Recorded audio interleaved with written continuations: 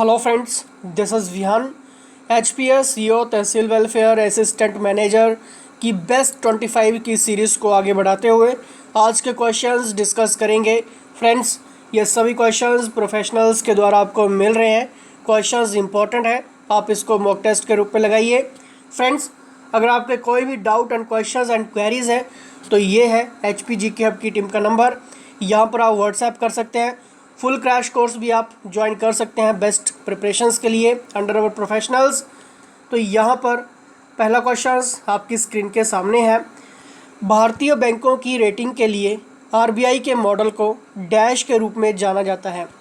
Friends, अगर आप news देखते हैं या मैगजीन्स रीड करते हैं या न्यूज़पेपर रीड करते हैं तब ये बहुत बार क्वेश्चंस आपको देखने को मिला होगा। इसका सही आंसर क्या होगा, आप इसको जल्दी से लगाइए।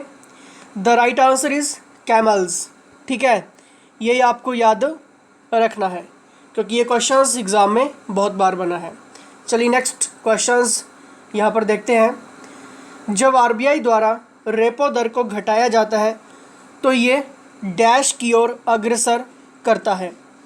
फ्रेंड्स, रेपो रेट और रिवर्स रेपो रेट के बारे में हमने अच्छे से डिस्कस किया था। एक कंप्लीट लेक्चर्स आपके लिए हम लेकर आए थे। जिन्होंने नहीं देखा है डिस्क्रिप्शंस में लिंक आपको मिलेगा, तो ज़रूर देखिए। चलिए बताइए, ऑप्शंस सामने हैं। बैंकों से ऋण पर उधारकर्ताओं की लागत में कमी, बैंकों से उधारकर्ताओं के ऋण की लागत में वृद्धि, RBI से बैंकों द्वारा उधार लेने की लागत में कमी, RBI से बैंकों द्वारा लिए गए उधार की लागत में वृद्धि, या फिर इनमें से उपरोक्त में से कोई भी। चलिए जल्दी से इसका सही आंसर क्या होगा, क्वेश्चंस आपके सामने हैं। फ्रेंड्स, इसका बिल्कुल सही आंसर होगा ऑप्शंस नंबर 3, यानी कि RBI से बैंकों द्वारा उधार लेने की लागत में कमी। फ्रेंड्स, जब RBI द्वारा रेपो दर को घटाया जाता है तो ये RBI से बैंकों द्वारा उधार लेने की लागत में कमी की ओर अग्रसर करता है। क्लियर?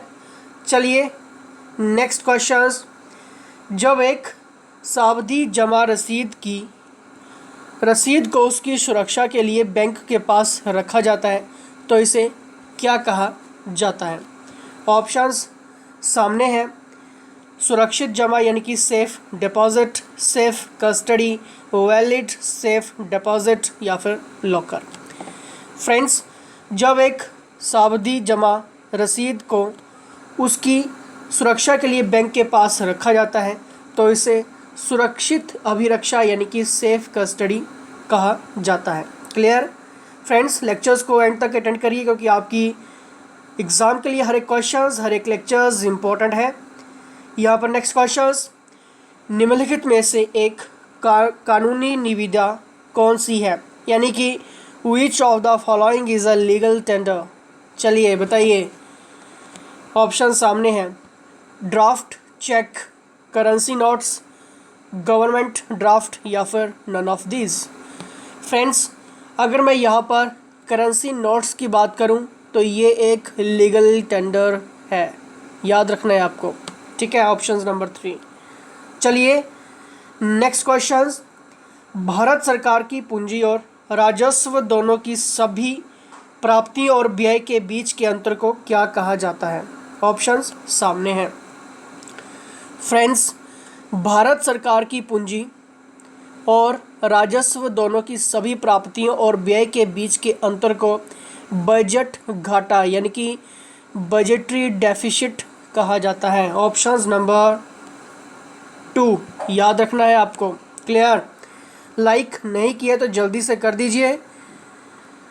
नेक्स्ट क्वेश्चंस, आर्थिक स्थिति को संदर्भित करती है जहां आर्थिक विकास बहुत धीमा होता है और कीमतें बढ़ती जाती हैं।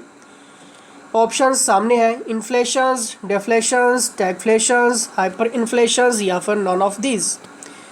फ्रेंड्स,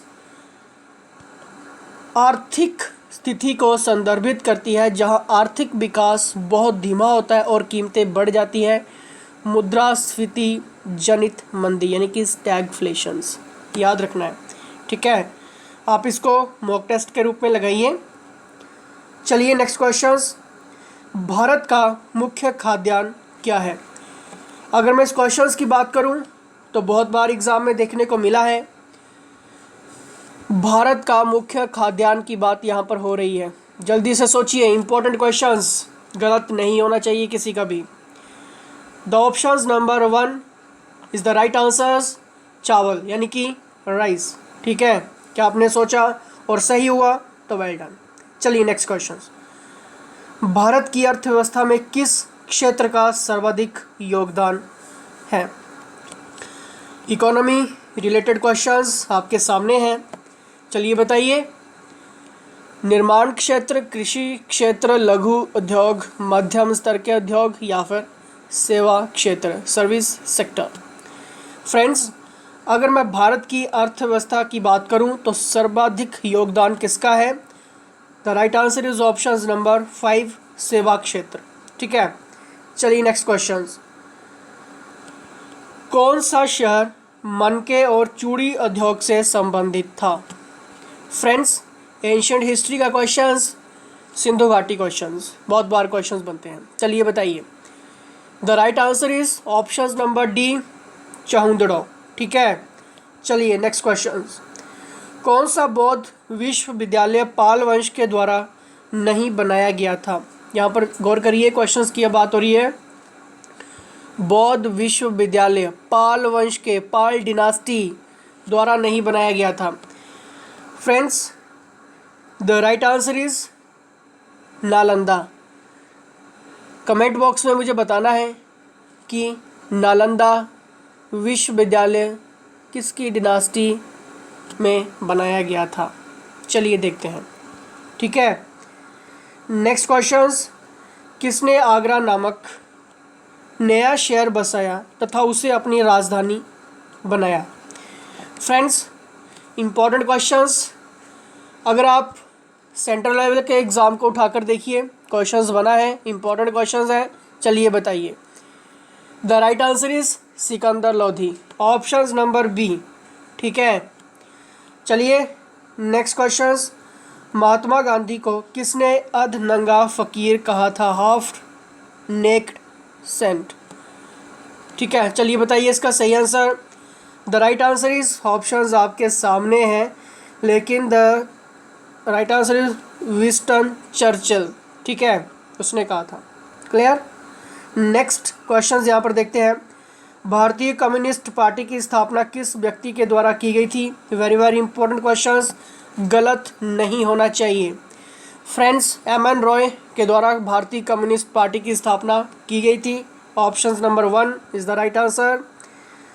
श्रव्य ध्वनि की आवृत्ति क्या है। फ्रेंड्स, यहाँ पर ऑडिबल साउंड की बात हुई है। What is the range of frequency of Audible sound. चलिए बताइए, ऑप्शन सामने हैं। इसका बिल्कुल सही आंसर होगा ऑप्शन नंबर ए, ठीक है।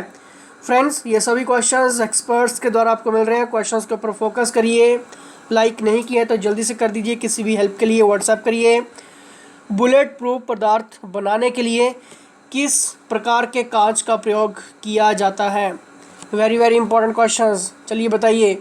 क्रुक्स कांच, नेचुरल कांच या फिर लैमिनेटेड कांच, फ्लिंट कांच। The right answer is laminated कांच का प्रयोग किया जाता है बुलेट प्रूफ पदार्थ बनाने के लिए, ठीक है। Option number C. Next questions, कौन सा विटामिन कोबाल्ट को धारित करता है, यानी कि which is the vitamin which contain cobalt. Friends, the right answer is option number C, vitamin B12, ठीक है। ऑप्शन नंबर सी, गलत नहीं होने चाहिए किसी के भी क्वेश्चंस। मॉक टेस्ट के रूप में लगाइए। एंटीबायोटिक अधिकतर किससे प्राप्त किया जाता है। बहुत बार क्वेश्चंस एग्जाम में देखने को मिलता है। एंटीबायोटिक की यहाँ पर बात हुई है, बैक्टीरिया, वायरस, प्रोटोजोआ या फिर bacillus. Friends, the right answer is antibiotic अधिकतर किससे प्राप्त किया जाता है। ऑप्शन नंबर ए, बैक्टीरिया, जीवाणु, ठीक है। गलत नहीं होने चाहिए क्वेश्चंस। मॉक टेस्ट के रूप में लगाइए। भारतीय कृषि में किस प्रकार की बेरोजगारी समाहित है? बहुत बार क्वेश्चंस एग्जाम में देखने को मिला है। चलिए बताइए, क्वेश्चंस गलत नहीं होना चाहिए। भारतीय कृषि की बात हुई है, किस प्रकार की बेरोजगारी समाहित है?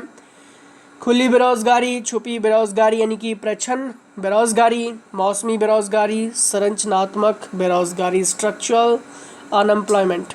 चलिए बताइए फ्रेंड्स, भारतीय कृषि में प्रच्छन्न बेरोजगारी, छुपी बेरोजगारी, ठीक है, समाहित है। तो ये क्वेश्चंस आपको आने चाहिए, गलत नहीं होने चाहिए। क्या आपका सही आंसर हुआ? तो वेल डन, ठीक है, यानी कि आपकी प्रिपरेशंस बहुत ही बढ़िया हुई है।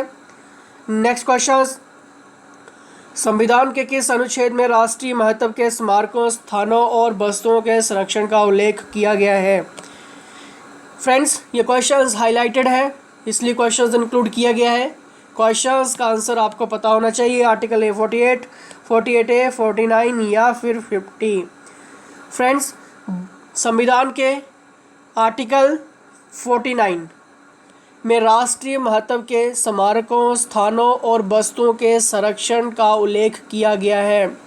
National importance deals in which article of constitutions, monuments and places and objects of nationals, ठीक है, प्रोटेक्शंस की बात हुई है यहाँ पे, संरक्षण 49, ठीक है। चलिए नेक्स्ट देखते हैं यहाँ पर, शुष्क मौसम की तुलना में आर्द्र मौसम में ध्वनि की गति में क्या परिवर्तन होगा? चलिए बताइए फ्रेंड्स, यहाँ पर बात हुई है, what is the change in the speed of sound during the rainy season as compare to the dry season? क्या होगा सही आंसर? क्या वो डिक्रीज होगी, इंक्रीज होगी, नो चेंज, या फिर फर्स्ट इंक्रीजेस? बताइए फ्रेंड्स, उसमें जो परिवर्तन होगा, उसमें जो चेंजेस होगा वो क्या होगा? बढ़ जाएगा, ठीक है, इंक्रीजेस होगी, ठीक है। चलिए यहाँ पर नेक्स्ट क्वेश्चंस देखते हैं। गामा रेज कर्व्स गामा किरणें पैदा कर सकती हैं। फ्रेंड्स, बहुत बार क्वेश्चंस देखने को मिलता है, आपको याद रखना है जीन म्यूटेशंस, ठीक है। गामा रेज जो है वो जीन म्यूटेशंस पैदा कर सकती है, कैंसर्स भी होता है, और जो हमारे नेचुरल सेल्स होते हैं उनको डेड भी कर देती है, ठीक है। तो इसका सही आंसर जीन म्यूटेशंस। अब आपने क्या करना है, ये है HPG की आपकी टीम का नंबर, यहाँ पर आप व्हाट्सएप करिए किसी भी डिटेल्स के लिए, किसी भी क्वेरीज़ के लिए, किसी भी क्वेश्चंस के लिए। और क्रैश कोर्स चल रहे हैं अंडर अवर प्रोफेशनल्स, बेस्ट प्रिपरेशंस के लिए आप ज्वाइन कर सकते हैं। तो लाइक, शेयर, सब्सक्राइब जरूर करिए। फिलहाल दोस्तों इसके साथ जय हिंद, जय हिमाचल।